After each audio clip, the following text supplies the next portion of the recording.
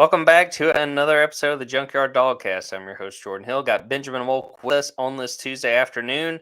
Quite a bit to talk about. The first day of spring practice for the Georgia Bulldogs technically is just now underway. I believe about right now they're out on the practice field. Did not get a viewing period on the first day. I do believe we're going to have that later in the week. But still a lot to discuss and a lot to digest from what was a very busy day. We had a chance to talk to Kirby Smart. We talked to several players. A lot of news and notes to sort of look through and decipher what it means for this team as it was preparing for the first of 15 practices. Ben, we are fully in it now. How everything go on Tuesday for you? Yeah, well, for the first time of like the 50 times that we say it throughout the year, football is back. It makes me happy to know that football is back. Just something about Kirby Smart walking into the press conference room today. It was like, all right, it feels real. We saw some players walking over toward the facility today. The buzz is back, and I, for one, as much as, I know we'll have the basketball minute, and I know the baseball team is being snubbed out of a top 25 ranking right now as one of the, winningest teams in the country. But to me, when there's football practice going on, it's a good time of year. Well, let's jump into it with what was honestly the biggest piece of news, and it's all about injuries. The guys that are either limited for Georgia going into the start of spring practice, and in one case, who will no longer be playing for the Bulldogs. Kirby Smart announced on Tuesday that tight end Pierce Spurlin has been medically disqualified due to a congenital heart condition. Very tough break for Pierce. I thought he came on really strong there toward the end of his freshman season, and it is kind of it was the end. Pretty fitting, he had a big catch in the Orange Bowl. He's from Florida. I'm sure that meant quite a bit to him, but we can kind of dive into what exactly that means in a few minutes. But obviously, sending well wishes to Pierce Spurlin and his family as well. I'm sure that's very hard. But Kirby mentioned that Pierce is still going to be out there, helping out, and it seems like they're going to watch out and try to make sure that he's taken care of, because I'm sure this is very hard having football taken away from him. Looking at some of the other guys, Bo Hughley is going to be out for spring after a shoulder surgery. Tyrion Ingram-Dawkins, man, my breakouts team really took a hit. I had Pierce. I also had Tyrion Ingram-Dawkins. He's going to spring after having a foot surgery. That makes sense after he was sort of slowed down last year. Chris Jones, one of the freshman linebackers, had surgery. I think it impacted his high school senior season, so he's going to be limited. Christian Miller, defensive lineman, meniscus surgery, progressing back, will be limited. Smile Munden's going to miss spring. I don't think that was a huge surprise. He's been coming back from that foot injury. Does sound like he will be ready by the time we get to fall camp. Running back Branson Robinson still coming back from that patella tendon rupture. Kirby said he looks good running straight ahead, still not going to be cleared. I think that falls in line with the timeline that was expected for Branson. Malachi Starks, safety shoulder surgery, will be limited. Honestly, Ben, I was sort of surprised. I thought that Malachi may not be out there at all. So to hear that he is just limited seems like a good sign. Rara Thomas, still coming off that foot injury that affected him last season, won't be at full speed, but it does sound like he will be participating. Damon Wilson had surgery, fully active now. Definitely a good sign at outside linebacker. DeMello Jones, Colby Young, sounds like they're a little beat up to start spring. Might be limited for a bit, but definitely in good shape for the long haul. A lot to go through there. A lot of guys that have been impacted and affected as far as going to spring. What do you make of where this team is right now in terms of health, and who's going to be out there and who will not be? Yeah, well, and you would know better than me. This is my first spring back on the Georgia beat, if you will. So I was not familiar with Kirby Smart just rattling off all of that at the very start of spring practice. I mean, that's how he chose to start it off. I'm sure that he knew sort of what a lot of the questions were going to end up being, and rather than overcomplicate things, just come out right and say, hey, here's sort of the laundry list of injuries that we've got going on. I mean, it's hard for the biggest takeaway not to be Pierce Spurlin, even though of all the players that we named, he might have had the least depth chart impact to what was going on. But whenever you know that a player that has put in the effort that he has, I mean, Micah Williams brought it up today, how crushed that is because he is someone that's battled through injuries in his time at Georgia, and he's worked his tail off and he's fought hard. And I know in his childhood, he was a big time Georgia fan, and he grew up wanting to play football games in Sanford Stadium. And so, for it to play out like this is a bummer. We're obviously thinking about Pierce. We're thinking about his family. We're thinking about, his teammates having to work through it in the tight end room as well, just because, I mean, truth be told, it does, from a personnel standpoint, it certainly thins things out in the tight end room, but certainly that's not the priority when you're talking about the Pierce Spurlin situation. Just bummer. Something that Kirby Smart mentioned, they were aware of a heart condition that they were aware of prior to signing him, and that it was something that they've worked through, but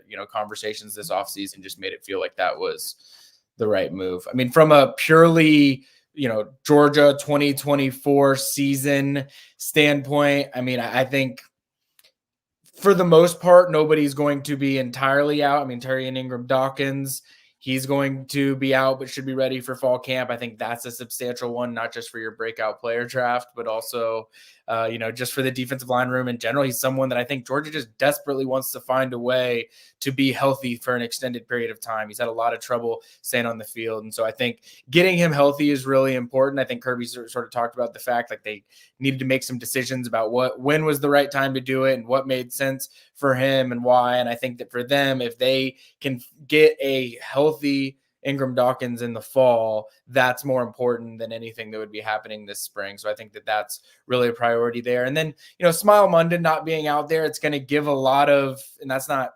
huge, like crazy surprising news. We know that he's been dealing with that foot injury and surgery, really longer and to more of an extent than he ever let on. I mean, he finally brought it up today that he'd been playing with a broken foot late in the season after injuring it in the Ole Miss game. And so, for him, I think getting healthy is really important. I think it's also a great opportunity for Georgia's linebackers. I mean, we've talked a bunch about the freshman and sophomore class of linebackers and how talented and deep those groups are. And for them to be able to take on a lion's share of the reps this spring, I think is really, really important for them. I did find it notable that despite the fact he's injured, he wheeled in on his scooter into the press conference room today. And I think it says a lot about how Kirby Smart views Smile Munden as a leader. Obviously, he's paid his dues and he's sort of reached that veteran in the room status. And I think he's a guy that's been a little bit more shy, a little bit short in his words at times throughout the years at Georgia. And he's still, not going to be, spewing at the podium, but he certainly opened up a little bit today. And it feels to me like he is really, really ready to assume a leadership role once he's back healthy this fall.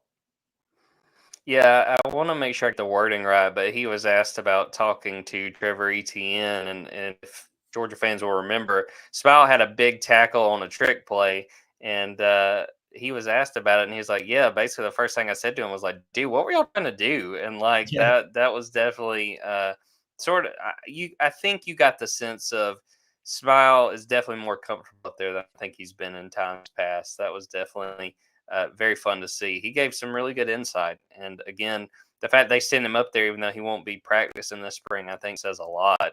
I did want to share what Pierce Spurlin had shared on social media Tuesday afternoon. This was part of the post that I always knew this was a possibility, and I feel like God graciously gave me a year of playing college football at the highest level on the number one team in America. That is something I will carry with me forever.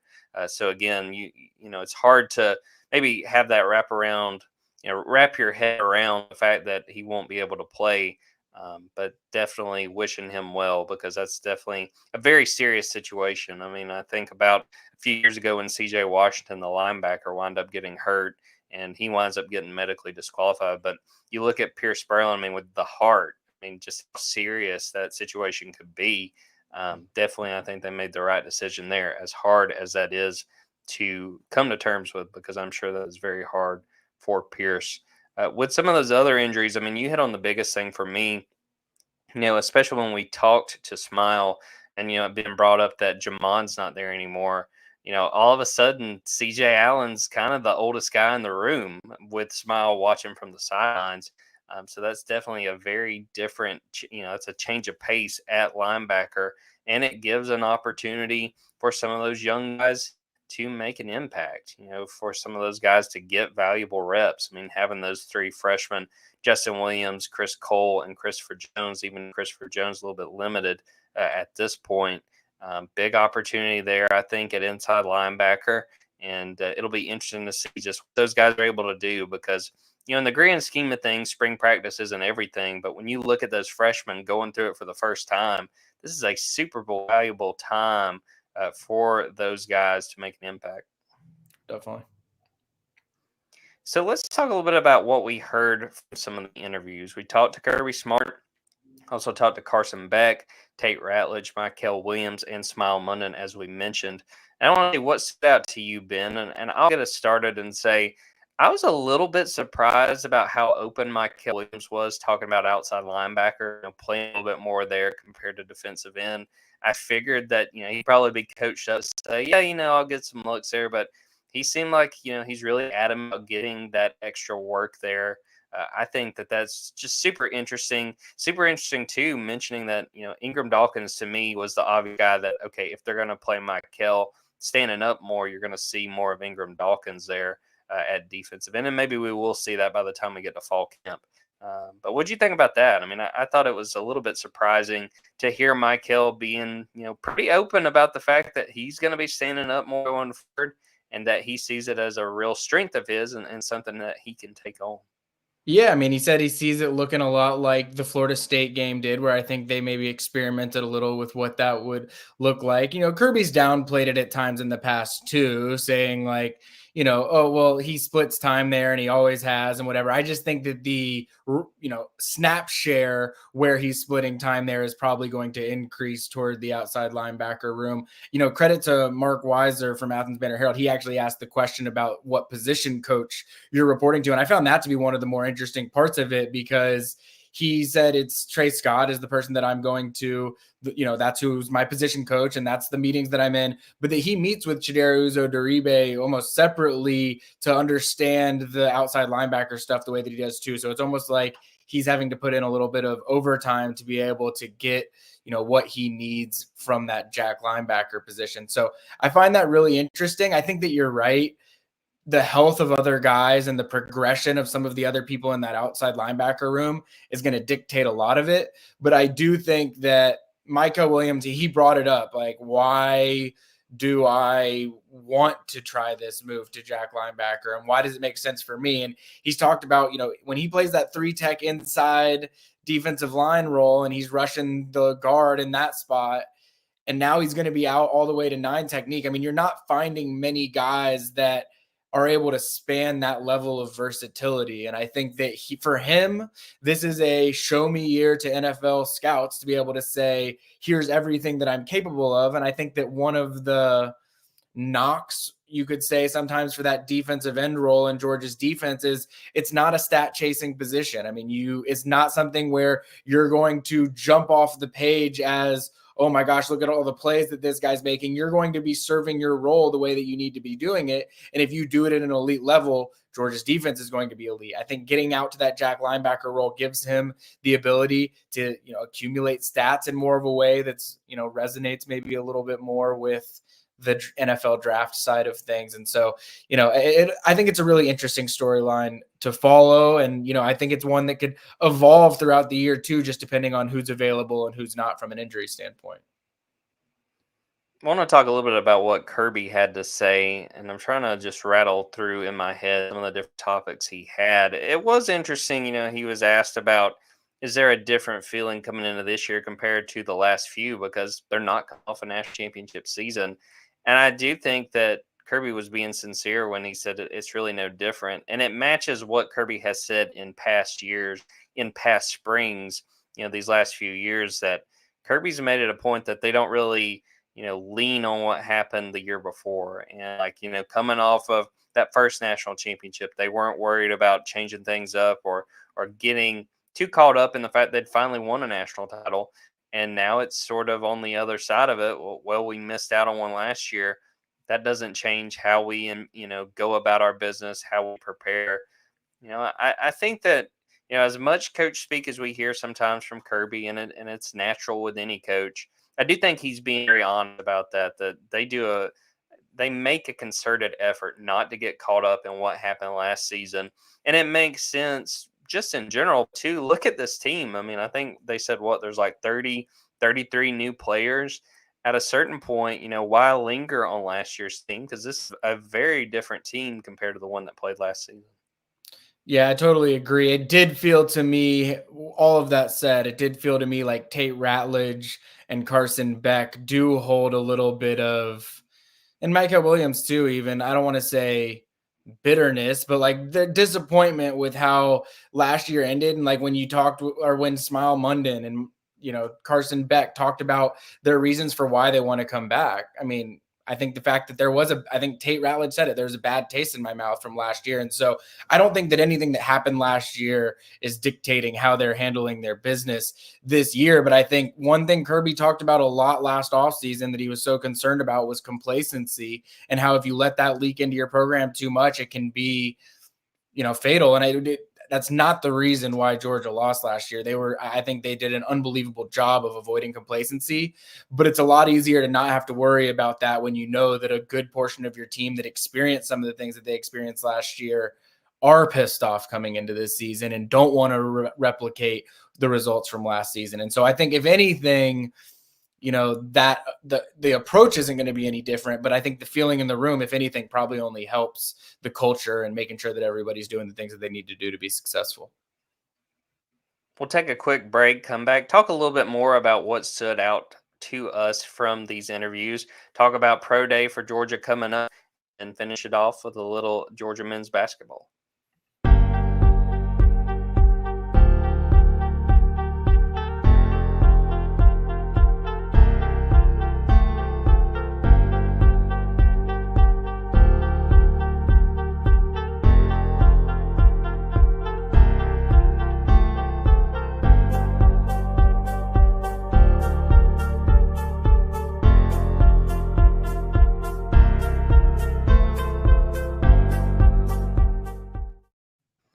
Ben, I'm going to throw it to you because you wrote the story. What did you learn about Carson Beck's Lamborghini, and what were your big takeaways? Yeah, I mean, anybody, and you know me well enough to know this too, Jordan. Like me being the person writing the Lamborghini Carson Beck article, not only am I sort of mortified to be participating in the conversation, but also I'm the least qualified person to be talking about it as someone that's only driven Honda Accords my whole life. So, all that said, I thought it was a funny, interchange. I thought credit to, obviously Chip Towers, I believe, with AJC was the one that initially brought it up. And then credit to some others for shooting in some follow-up questions. I thought it would maybe be a one and done type of thing, but because, people kept playing into it, I think Tate Ratledge got asked about it. Michael Williams got asked about riding around in it too. So it became enough of the talk of the first day of spring practice that I figured I might as well engage in all of it. I thought it was, I thought Carson Beck's response to it was funny. And I can imagine, it's a Lamborghini, right? Like everyone, there's a reason it went viral. There's a reason that people talked about it the way that they did. Obviously, the fact that we live in this NIL era is it's going to generate more buzz because of all of that, and, some of the intrigue around it, whatever that may be. I did find it funny. Carson Beck says his reasoning behind it is that he's been a car guy his whole life. So that makes perfect sense. You elevate into the status of being maybe the best quarterback in college football, and whether it's marketing deals or, money that you have in your pocket to be able to spend, whatever, the circumstances may be that he came to acquire this Lamborghini, he's a car guy. So for him, this was an opportunity, something he's always wanted to do. He joked with himself that he used to have worse taste in cars as a Ford Mustang lover his whole life. And so to finally graduate to Lamborghini, he's glad to sort of step into that new realm. So he said this exact phrase, associate with the brand of Lamborghini, which I think is an interesting way of phrasing it in this current era as well. But I did find it funny. After he'd been asked a few times about it, he eventually was just like, it's just a car. Like, am I surprised people made a big deal out of it? Probably not, because people make a big deal out of things, but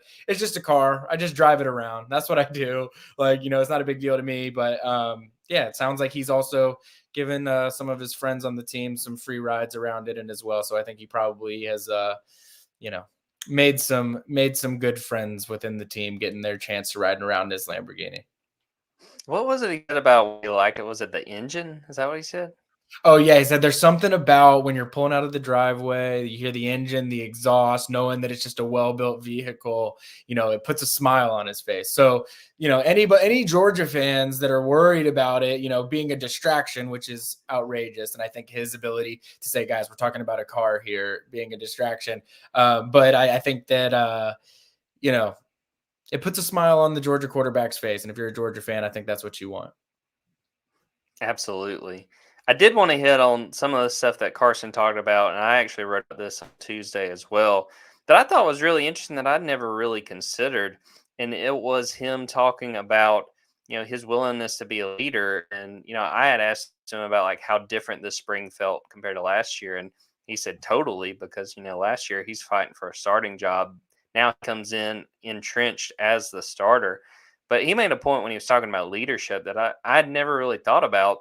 He said, last year at times he was a little hesitant to speak up, and speak out, because this was the first time he was going through it. He didn't really feel like he had the backing or the resume, I guess, and definitely like the respect of some of those older players to be willing to speak up if he saw something he didn't like, or if he thought something should be done a different way.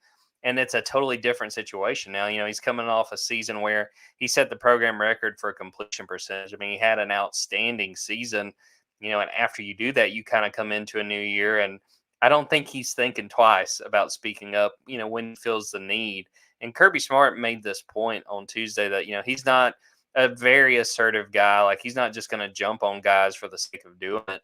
But I think Carson does feel more comfortable, having the year he had, having the success he had, that he's willing to do that. And to me, Ben, you can give your thoughts, but I feel like that'll only help the team, that you've got your quarterback, one of your best players, more than willing to speak up and make sure things are done the right way. Definitely. And I think he has the respect of the team too. And I think that's ultimately what's important, to be a true leader and for your voice to actually matter. It's not about asserting yourself or telling people what they need to do or where they need to be. It's about having earned the respect of the people around you and them gravitating towards you. I think Carson Beck has certainly done that. The Lamborghini probably helps with that, if we're being honest. But I think that you can tell he's more comfortable. I mean, the way that he was at the podium, the way he was joking around about certain things, the way that he wasn't even feeling like he needed to have like when he was talking about helmet communication, and he was like, honestly, I don't really know what it's going to look like. He didn't feel like he needed to have the perfect answer for everything, because he's been there, he's done that. He knows what it means to be the starting quarterback at Georgia. And he knows that he doesn't have to put on this, facade. He's out there being himself, which I think he's always done a pretty good job of, but I think it's always easier when you know that the job is yours. And so because he knows that, I think that it's going to allow him to assume that, vocal leadership role just by nature. And I think, again, there's a reason why he's a Heisman favorite. There's a reason why he's at the top of, way too early 2025 draft boards. And it's because he has all of the tools necessary, and he's wired the way that you want your quarterback to be wired. Ben, any more thoughts on the first day of spring, just what we've heard and what we'll be looking for these next few weeks? I mean, I know I just brought it up, but I do find the helmet communication thing a little bit interesting, and not so much in the way that probably a lot of people do. It's just like, I'm fascinated to know how Georgia ends up trying to weave it into their plans, because like Kirby Smart downplayed it at first, being like, well, we sort of did some of those things through walkthroughs in the past. And then he also proceeded to mention like,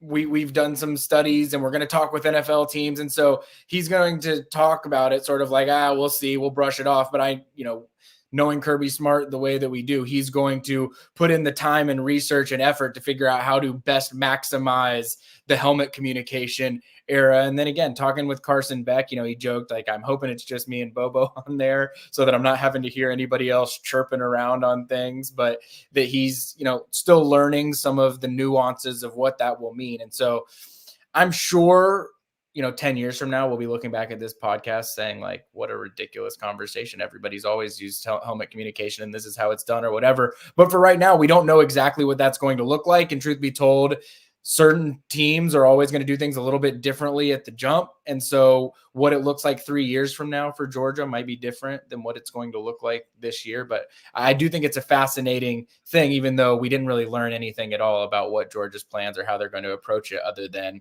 it's going to take some time to figure it out. I did want to add to that. Kirby was asked about the notion and the proposal for there to be a summer signing period. And I thought it was interesting. He was like, I want to watch a kid play. I don't want there to be a situation where a kid signs and, the idea that maybe a kid would sit out, which I don't think would happen all that often. And Kirby pretty much said as much. But then he kind of walked it back to, well, there's always, positives and minuses to that. So, it's at the point now, and Kirby was asked about this on Late Kick. People know what Kirby Smart thinks about these rule changes, or like you were just talking about, the helmet communication, because besides probably Dabo, right now he's one of the proven coaches. I mean, he's one of very few coaches left that have a national title now that Nick Saban has retired.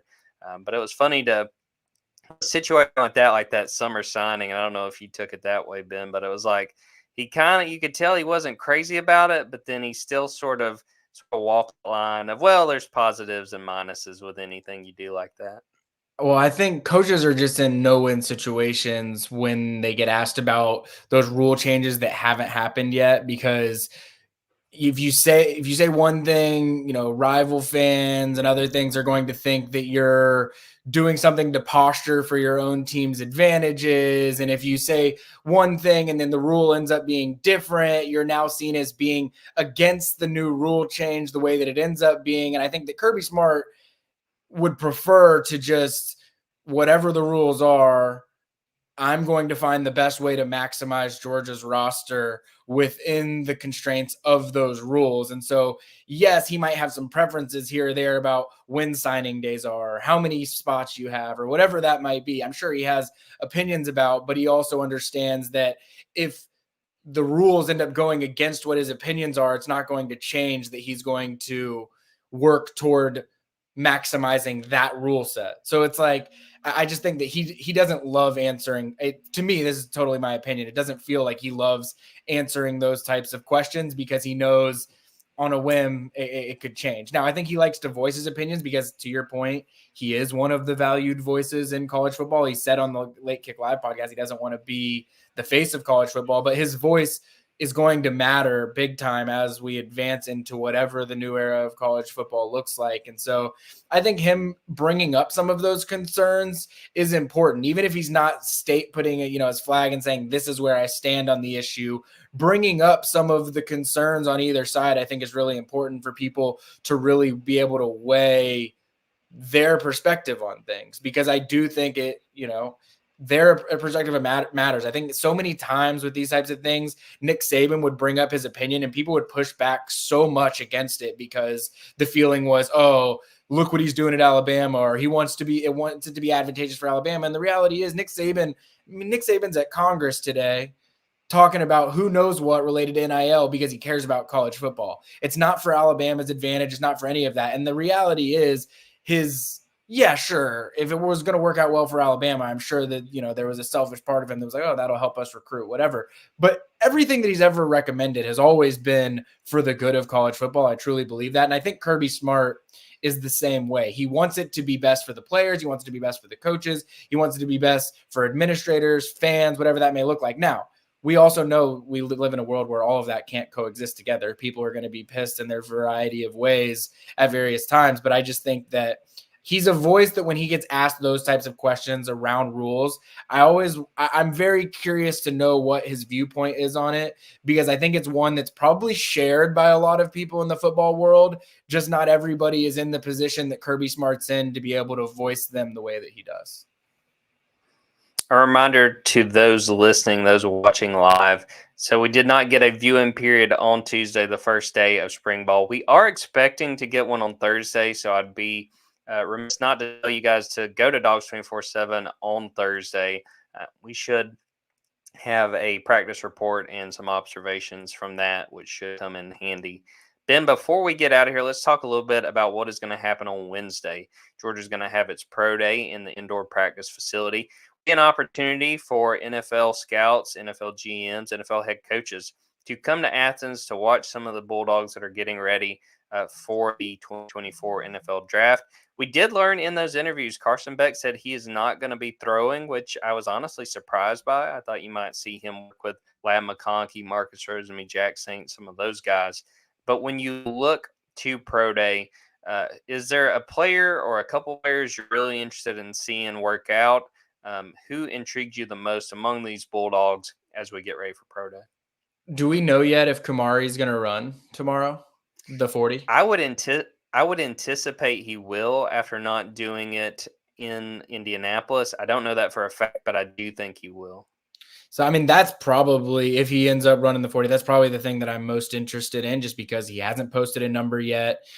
If you look, on film, statistically, everything that he's done, he's a first-round cornerback. I think that if there's a question about him, it would probably be that elite top-end cornerback speed. He might have it. I honestly don't know. I mean, those at Georgia, I'm sure, have a much better impression of some of the numbers that he's posted when they've done their de facto pro days in the past. But if he runs a, sub 4, I mean, it's hard to think Kamari Lassiter is not going to be a first round pick. So that's probably the thing that I'm going to be watching the most. And then also, just because they didn't do everything at the combine, just seeing what Brock Bowers and what Amarius Mims choose to participate in tomorrow is something that I'll be intrigued by, just because, selfishly, we're going to get to be up close to it, and any chance that I can get to see Brock Bowers work up close, I want to see it. And anytime that I can see Amarius Mims at his size do things that he's able to do athletically, it's always fun to watch. I think my big one is Brock, which you just hit on. I mean, the fact that he didn't do anything in Indianapolis, I think that it will be a chance, some of a proven ground, which, at this point, Brock Bowers does not need to prove himself. But I understand, some NFL personnel, they want to see him work out. I want to see him do it while they're up close, like we're going to be. So Brock Bowers is the guy for me. I want to see what he does. I think he's going to put on a show. There continues to be questions about where he'll go off the board. I'm continuing to think he'll probably be in the 15s to 20s. But as I put on the message board, that's probably best for him, because he's going to wind up landing with a team that could be a contender right away. I know, it's crazy to me. I keep going back and forth on whether I think that the Brock slipping stuff is real or whether it's just the all-time smoke screen, because it's like, if you're sitting in that 14 range or something like that, you probably love Brock Bowers and you want anything for him to fall out of the top 10 so that you can then justify trading up from like 14 to 11 or whatever you have to do to go get him. And so I just wonder if there is some smoke screening going on, or whether folks really feel that he's dropping. I mean, I find it all ludicrous. Him falling out of the top 10 just seems like not a real, like, it seems imaginary to me. I can't even imagine a world where he is out of the top 10, but the more info that comes out, it feels like it might be trending that way. So the only guy that I'm convinced might be able to stop that slide, or that potential slide for Brock, you can't tell me Jim Harbaugh doesn't look at him and think, as football guy as Jim Harbaugh is, I could just see him falling in love with Brock Bowers. Honestly, yeah. Like, I think some of the stuff about Brock not interviewing well at the combine is BS. I went into this one on the last podcast. Like, not every single person's going to be, the most boisterous person in the room every time you walk in. That's just not how everybody's going to be wired. And quite frankly, I don't see why you want your tight end to be wired that way anyways. But I think you're exactly right. Like, Jim Harbaugh, Brock Bowers, they seem like a match made in heaven in terms of what matters to them, what's important to them in the game of football. So where do they pick? I think they're around 7th or 8th. 7. I'd Okay. have to look. 7. I mean, 7. I could see Brock 7 to the Chargers. I could see that. I think there's a real chance there. And be sure to keep an eye out. We will have all kinds of pro day coverage. We'll get a chance to talk to all those guys once they're done working out. So we'll have a lot of videos and stories from that.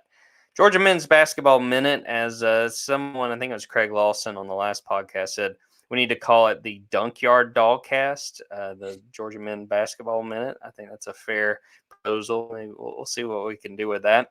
since the last podcast, Georgia went to Auburn, lost 92-78. They did cover. It was 15.5 point spread. They only lost by 14. A pretty good game. I mean, Auburn just shot the lights out. Georgia just didn't have an answer. That's a top 15 Auburn Tigers team that I think has a chance to make a run. So, no shame in the way that game broke, and it was not all that surprising. Ends the regular season 16-15. They're getting ready to go to Nashville. They're going to play in one of the two games to open the SEC tournament on Wednesday night. They are the 11 seed. They're going to be playing 14 seed Missouri, who, and this sounds like the most cliche coach speaking I may ever say on this podcast. They did not win a game in conference play this year, but they gave so many different teams fits. They gave teams a lot of trouble and just for whatever reason could never finish the drill. So that game is probably going to be about 9:30 Eastern time. It may even be later than that, depending on when that first game ends. But I'm going to put you on the spot, Ben. Does Georgia get an SEC tournament win? Do you think they're able to beat Missouri to go into the Thursday portion of the tournament? It does set up terribly for Georgia. I will say that they could be the one team that loses a game to Missouri this year. It's like from a March storybook standpoint, it probably isn't the best, but I do think Georgia gets the win against Missouri. But Georgia's actually played Missouri probably tougher than some of the other better teams in the league have in terms of the games that Missouri's given, some good fights to. So I think Georgia will win that one. Who do they draw if they win again? I want to say is it Florida or Alabama? Well, Alabama's not playing great basketball right now, so if there ever were a time to catch them, it's probably that. But I think you beat Missouri, and then your run probably ends there. And I realize there's been a lot of dialogue about this Georgia basketball team this year on the Junkyard, elsewhere. I think if Georgia wins its first round game, goes and plays in Alabama or a Florida and loses, that's about what the expectations should have been for this Georgia basketball team, just in terms of what the roster was and just, how they played. Obviously, it was disappointing, I think, that there was such a large chunk of losses sort of on the back half of the SEC slate, so that hopes got up a little bit more than maybe they should have been earlier in the year. But we talked about it before. Georgia didn't really lose games that they were favored in. They lost a lot of games that they were already expected to lose. And I know that Georgia fans want to get to a point that they're playing games that they're not expected to lose, but it takes a lot of time to be able to do that. Yeah, it was really interesting to hear Mike White getting ready for this game, and I'll have some stories the next few days, just sort of talking about roster retention and sort of the efforts Georgia's making there. I thought that was really, really fascinating to hear him on Tuesday. But we'll have a preview for that Missouri game before Wednesday, and we'll get an opportunity to watch that game Wednesday night and see how far these Bulldogs can go. We are going to wrap up the episode right there. I appreciate everyone who tuned in live, everyone who is listening to this after the fact. Again, I want to mention that there was not a period on Tuesday, but keep an eye out on Thursday. We are expecting that and should have some good content, maybe even a photo gallery out of that if I can swing that. So be sure to go to dogs247.com if you haven't already. Go subscribe there. All kinds of good content, especially now that spring practice is underway. Go to Dogs247 on YouTube. And go to Dogs247 on TikTok. Got all kinds of good stuff over there and all kinds of videos that we will be cranking out the next few days. So for Benjamin Wolk, I am Jordan Hill. Until next time, take care, everybody.